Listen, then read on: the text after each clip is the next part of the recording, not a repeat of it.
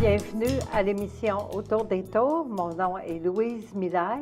Aujourd'hui, j'ai comme invité M. Mathieu Langlois, chargé de communication à Il y a quelqu'un l'autre bord du mur. Bienvenue. Merci. Oui, ça va bien? Ça va bien, vous? Oui, très bien. Dites-moi, qu'est-ce que c'est ça? Il y a quelqu'un l'autre bord du mur. Oui, c'est un drôle de nom. Oui. On est une entreprise d'économie sociale qui fait plusieurs projets. Pour les initiés, on s'appelle YQQ, donc c'est plus simple que de dire il y a quelqu'un à l'autre bord du mur à chaque fois. Donc, YQQ fait des projets environnementaux avec la communauté. Donc, on a différents volets d'intervention. Donc, on a un service intégré d'enlèvement de graffiti.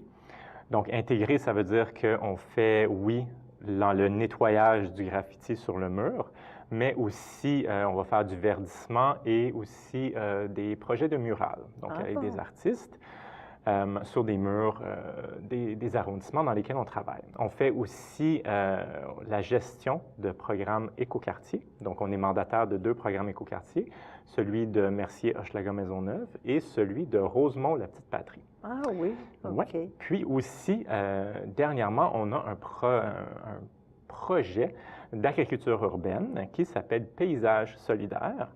Et dans le fond, on a des terrains qui nous sont prêtés gentiment par des compagnies et on fait dans le fond, de l'agriculture en plein dans Mercier-Hochelaga-Maisonneuve. Puis ces légumes-là sont, une partie est redistribuée à des organismes de sécurité alimentaire du quartier. Donc, il y a quelqu'un, le bord du mur fait beaucoup de choses différentes, mais c'est ça. En gros, on fait des projets environnementaux avec les gens et on essaie aussi beaucoup d'impliquer les jeunes en insertion socio-professionnelle aussi le plus possible quand on peut. OK. Vous travaillez beaucoup avec les jeunes aussi. Oui, absolument. Oui.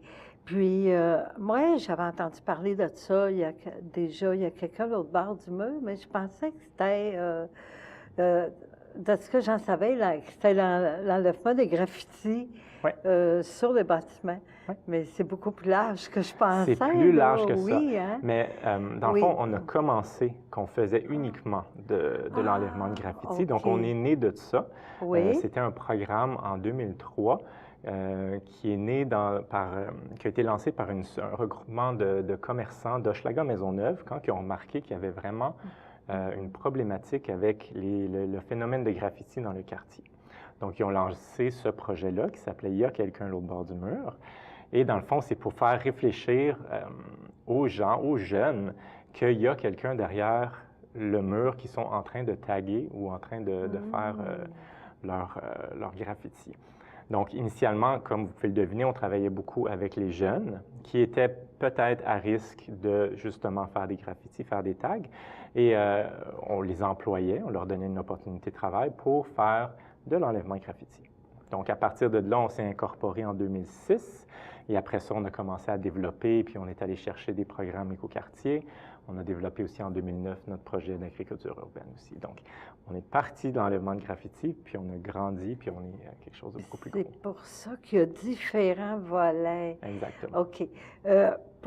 Tantôt, vous parliez dans Rosemont, l'agriculture urbaine, hein? C'est bien ça? Ou non, c'est ça.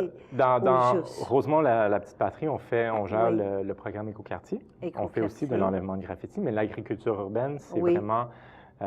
notre projet est implanté dans Mercier-Ouest, dans Mercier-Hochelaga-Maisonneuve. Okay. Donc, dans le fond, c'est carrément de l'agriculture. On fait pousser des fruits et des légumes à Montréal directement.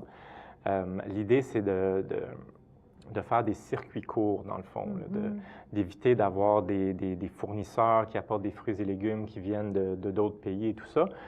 Nous, on les fait pousser directement en ville.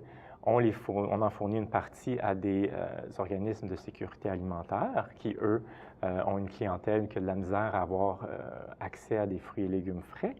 Puis on en vend aussi une partie pour financer nos opérations. Oui. Mais c'est de la production hyper locale de fruits et légumes. Puis ça se fait à quel endroit? Dans des jardins communautaires, sur des toitures ou...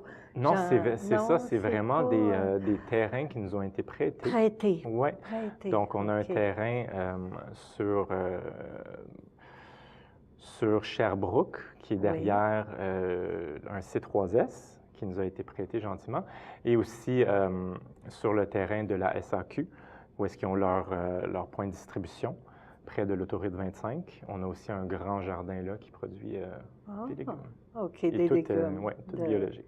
De saison, là. Absolument, c'est ça. Saison, Ouais, c'est bon des à carottes, des savoir. tomates, tout ce qu'on peut imaginer. Oui, hein, les fines herbes aussi, Aussi, oui, j'imagine. oui, tout ça. Oui. Puis, tantôt, on parlait des murales. Ouais. Est-ce que ces murales-là, c'est fait justement sur des bâtiments pour éviter qu'il y ait des graffitis? Comment ça fonctionne pour ces murales-là? Oui, dans le fond, c'est pas nécessairement pour éviter. Dans le fond, nous, c'est pour faire de la revitalisation urbaine, pour Oui. aussi mettre de l'avant les talents de ces artistes-là, qui beaucoup sont des anciens graffeurs. Ça leur donne aussi une façon de faire, de vivre de leur art, de leur talent. Puis ça peut être des murs de bâtisses commerciales, ça peut être aussi des fois dans les ruelles vertes. On va avoir l'écoquartier. Merci Hochelaga Maisonneuve, par exemple, peut faire des projets de ruelles vertes. Puis là, on va faire un partenariat avec un artiste. Il va faire une murale comme dans la ruelle verte pour que les citoyens de la ruelle puissent en profiter. C'est intéressant. Oui. Fait, vous avez plusieurs projets, finalement, là, en cours d'année, hein? Absolument. C'est ça. Ouais. Fait, ça fonctionne tout le temps à partir de quand il commence à faire beau au printemps jusqu'à la fin de l'automne? Ou... Exactement. La plupart de nos projets démarrent au printemps, se terminent automne-hiver. Entre les deux, c'est tout ce qui est administratif. Donc, on fait des bilans, on fait la préparation des années à venir aussi. Mais le gros de notre travail là, commence au printemps avec quand le soleil et la chaleur revient. Là. Oui. Hein? Puis, les quartiers que vous desservez, parce que c'est l'écoquartier Mercier au Hochelaga Maisonneuve, c'est tout ce secteur-là au complet, là. En fait, c'est un grand secteur. Oui, en fait, ça dépend. Oui. On gère des programmes écoquartiers. Donc, les programmes écoquartiers sont vraiment basés dans un arrondissement. Donc, l'arrondissement de Mercier, Hochelaga Maisonneuve, l'arrondissement de Rosemont-la-Petite-Patrie. YQQ, par contre, n'est pas centralisé dans l'arrondissement. Donc, nous, on travaille sur toute l'île de Montréal, dépendamment des projets. Je ne savais pas, OK. Ouais, toute l'île de Montréal. Oui, absolument. Si on y va avec les contrats, les projets et tout ça. Par le passé, on a fait de l'enlèvement de graffiti dans Rivière-des-Prairies, Pointe-aux-Trembles. Ça va peut-être avoir lieu cette année aussi. On est encore pour parler là-dessus. Oui, c'est ça. Nous, on accepte des contrats partout dans l'île. On n'est pas... je pensais que c'était dans Mercier au Hochelaga On est basé. Seulement. Puis il faut dire que la plupart de nos projets sont là. OK. Mais on est ouvert à aller... Ça peut se faire ailleurs, dans Montréal. Ouais. Il y a des contrats, puis... Oui, exactement. Pour l'enlèvement de graffiti, comment ça fonctionne? Dans le fond, c'est que nous, on a obtenu le contrat avec l'arrondissement pour faire l'enlèvement, pour offrir l'enlèvement gratuitement aux citoyens. OK. Donc, pour les citoyens de Mercier, Hochelaga Maisonneuve et de Rosemont-la-Petite-Patrie, il n'y a pas de frais pour utiliser nos services d'enlèvement de graffiti. Mais ça serait des contrats payants, ça serait à l'extérieur de ces arrondissements-là. Mais les gens, ils peuvent toujours nous contacter, les entreprises, quoi que ce soit, s'ils n'ont pas... la plupart des arrondissements ont un service d'enlèvement de graffiti, donc ils peuvent juste communiquer avec leur arrondissement. Mais si jamais il n'y en avait pas, ils pouvaient nous contacter pour faire l'enlèvement de graffiti. Oh oui. Puis, dites-moi, est-ce que vous êtes plusieurs à travailler, là? Il y a quelqu'un à l'autre bord du meuble, vous êtes plusieurs employés. Ouais. Comme vous disiez tantôt, en été, il y en a plus. Puis, les jours et les heures d'ouverture de votre organisme. Oui, donc on a des heures de bureau régulières. On peut être contacté du lundi au vendredi, environ de 9h à 5h. Le mieux, c'est toujours de nous appeler pour poser les questions. Puis c'est ça. Sinon, allez voir sur notre site web. Il y a toutes les informations qui sont disponibles là-bas aussi. Les coordonnées pour vous joindre, on peut vous joindre par téléphone. Oui. Puis vous avez un site Facebook aussi. Oui, on a une page Facebook. Oui. On a un compte Instagram pour les gens qui sont intéressés. Et on a un site Internet.